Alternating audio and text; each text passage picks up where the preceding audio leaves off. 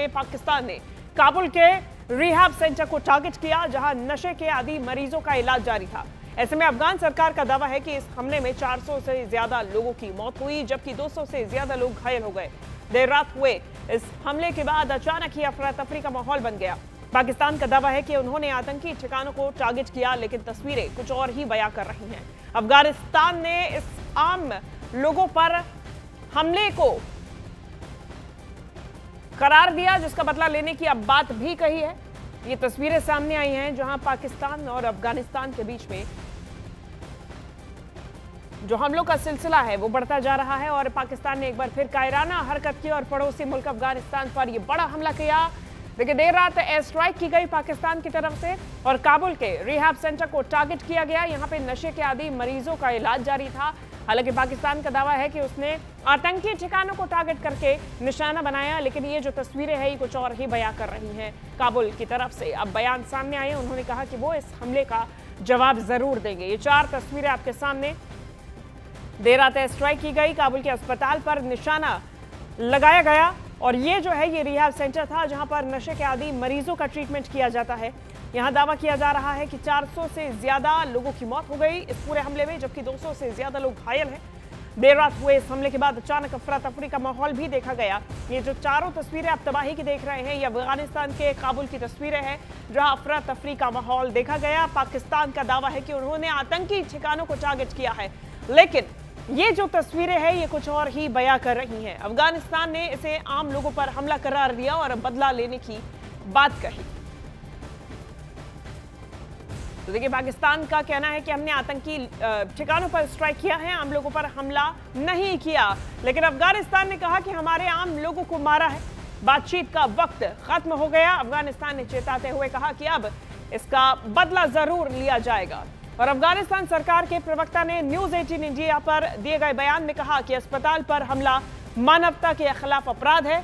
पाकिस्तान ने बेगुनाह लोगों को मारा है। अफगानिस्तान का रक्षा मंत्रालय ये तय करेगा कि पाकिस्तान को कैसे जवाब दिया जाए। शाहीन साहब, न्यूज 18 इंडिया से बातचीत करने के लिए धन्यवाद। काबुल में अस्पताल पे जो हमला हुआ है उसके बारे में बताएं। जी, वो ये आज रात 9 बजे काबुल के टाइम ये हमला हुआ और ये अस्पताल पर हुआ जो एडिक्स ट्रीटमेंट के लिए इधर 3000 से ज़्यादा जो एडिक्ट्स थे और उसमें 400 से 500 ये मारे गए हैं और बहुत से ज़्यादा जख्मी हो चुके हैं। ये बहुत एक ब्रूटल अटैक था। तो पाकिस्तान ने जानबूझकर ये हमला किया है आपको लगता है? क्योंकि पाकिस्तान की तरफ से जो खबरें आ रही हैं उनका कहना है कि उन्होंने ये हमला नहीं किया है। नहीं, बिल्कुल उन्होंने हमला किया तो और किसी ने किया है।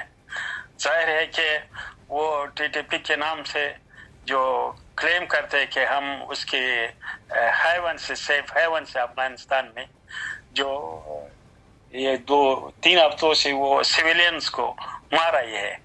कोई जगह उन्होंने किसी टीटीपी के मेंबर को नहीं मारा। जी, एक सवाल करूंगा, अब आप लोग क्या करेंगे? अफगानिस्तान सरकार का रवैया रिस्पॉन्स क्या होगा? वो तो मिनिस्ट्री ऑफ डिफेंस पे वो डिपेंड करता है कि वो अपने जाहिर है उसके पास प्लान हो, रिस्पांस हो। लेकिन मैं ये अस्पताल में जो टारगेट किया गया और आम लोगों को, सिविलियंस को, ये बहुत जुल्म है और मेरे ख्याल में इंटरनेशनल कम्युनिटी सारे लोग जो ह्यूमन राइट्स के एडवोकेट से उसकी बिना पर ये इसको कंडेम करे, ये क्योंकि ये बहुत बड़ा क्राइम हो चुका है। मेरे सहयोगी नीरज कुमार हमारे साथ जुड़ गए हैं। नीरज, ये जो हमला हुआ है उसका जवाब जरूर दिया जाएगा, कैसे ये रक्षा मंत्रालय तय करेगा, लेकिन ये जो तनाव की स्थिति है बढ़ती ही जा रही है पाकिस्तान अफगानिस्तान में। देखिए, सबसे महत्वपूर्ण बात यह है कि पाकिस्तान की तरफ से इस हमले को लेकर इनकार किया गया और ये जाहिर सी बात है कि पाकिस्तान झूठ बोल रहा है। पाकिस्तान ने रात 9 बजे उनकी तरफ से कई एयर स्ट्राइक किए गए। लोगों का ये बेड वाला अस्पताल है और यहाँ 3000 के आसपास लोग आमतौर पर आ सकते हैं, जो सुहेल शाहीन ने हमसे बातचीत में बताया था। आने वाले वक्त में अफगानिस्तान की तरफ से रिस्पॉन्स तो खुद किया जाएगा, लेकिन सुहेल शाहीन और अफगानिस्तान सरकार के प्रवक्ता का ये कहना है कि आखिर क्यों इतने बड़े अस्पताल पे पाकिस्तान की तरफ से हमला किया गया, क्योंकि बॉर्डर पे लगातार झड़पें जारी है और बार बार पाकिस्तान की तरफ से ये दावा किया जाता है कि टीटीपी, जिसका वो दावा करते हैं, पाकिस्तान की सरकार और रक्षा मंत्रालय दावा करता है कि वहां टीटीपी के आतंकवादी छिपे हुए हैं, तो अब तक कोई मिला नहीं और उनके नाम पे सिविलियन पे हमले किए जा रहे हैं। और ये हमला तो बहुत बड़ा है और मुझे लगता है कि संयुक्त राष्ट्र से लेकर तमाम जो दुनिया के देश हैं इस हमले की निंदा और भर्त्सना करेंगे।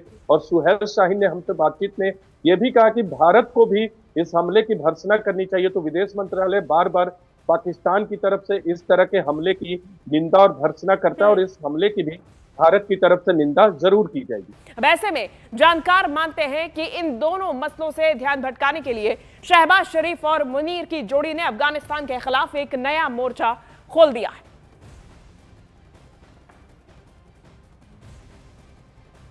तो काबुल पर पाकिस्तान का ये कायराना हमला ध्यान भटकाने की कोशिश क्यों मानी जा रही है, इसके लिए पाकिस्तान के घरेलू हालात भी समझेंगे। देखिए, ईरान जंग से पाकिस्तान पर भारी दबाव है। जंग के बीच विदेश नीति पर शहबाज शरीफ कंफ्यूज नजर आ रहे और एक तरफ अमेरिका के साथ सऊदी जैसा मुस्लिम देश खड़ा है, तो दूसरी तरफ ये यानी कि पाकिस्तान के अंदर ईरान के हक में माहौल बना हुआ है। लेकिन अमेरिका के दबाव में शरीफ ईरान का खुला समर्थन नहीं कर पा रहे। अब इसकी वजह से मुस्लिम देशों के बीच उनकी भूमिका पर अब सवाल उठाए जा रहे हैं। नीरज लगातार हमारे साथ बने हुए हैं। नीरज, अंदर की जंग को दबाने के लिए, खत्म करने के लिए बाहर को जंग शरीफ की तरफ से शुरू की जा रही है और सबसे पहले जो नजदीकी इजी टारगेट है वो अफगानिस्तान। शिवांगी, देखिए, बार बार पाकिस्तान की तरफ से हमले इस बात को लेकर किए जाते हैं कि अफगानिस्तान एक आतंकवादियों के लिए सेफ हेवन है। इस बात का दावा करके पाकिस्तान की तरफ से हमला किया जाता है। ऐसे वक्त में जब वहां की शहबाज शरीफ की सरकार विभिन्न मोर्चों पर घिरी हुई है, खासकर ईरान युद्ध के बाद वहां जो घरेलू परिस्थिति है उससे ध्यान भटकाने का एक मकसद है। दूसरा मकसद यह है कि बार बार जो पाकिस्तान की तरफ से झड़पें की जाती है बॉर्डर पे, उससे एक बड़ा हमला करके पाकिस्तान अफगानिस्तान को संदेश देना चाहता है कि वो आने वाले वक्त में कोई भी ऐसी जरूरत ना करे कि पाकिस्तान की सीमा के पार कोई हमले करे। तो एक तरह से मुझे लगता है ये चेतावनी है, लेकिन जिस तरह से अस्पताल पे हमला करना, ये हमला मतलब अंतर्राष्ट्रीय तौर पे कभी भी दुनिया में जब भी संघर्ष और युद्ध होते हैं इस तरह के हमले बहुत कम होते हैं। अभी हाल में जो ईरान पे हमला हुआ था अमेरिका और इजराइल की तरफ से, जिसमें छात्राओं की मौत हुई थी बड़ी संख्या में, उसकी आलोचना दुनिया भर में की गई।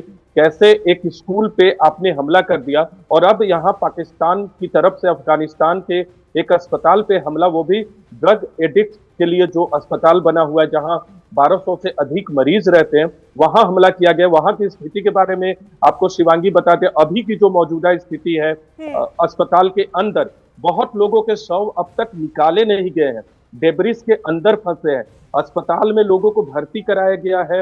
वहां स्थिति ऐसी है घायलों की कि उनका भी बच पाना मुश्किल है। 400 से 500 लोगों की मौत हो चुकी है और 250 से ज्यादा लोग घायल हैं। 1000 लोग भी अगर उस समय अस्पताल में रहे होंगे और इसके अलावा आसपास सिविलियंस कुछ होते हैं, तो आप मौत का आंकड़े का अंदाजा लगा सकते हैं कि कितने लोगों की अंतिम तौर पे मौत हुई होगी। डाइवर्जन थ्योरी में दम क्यों नजर आता है, उसे सीधे सीधे ऐसे समझते हैं। जब घरेलू दबाव बढ़ा तो शरीफ ने बाहरी संघर्ष खड़ा कर दिया और इसी का नतीजा काबुल पर एक के बाद एक हमले के तौर पर दिखाई दे रहा है।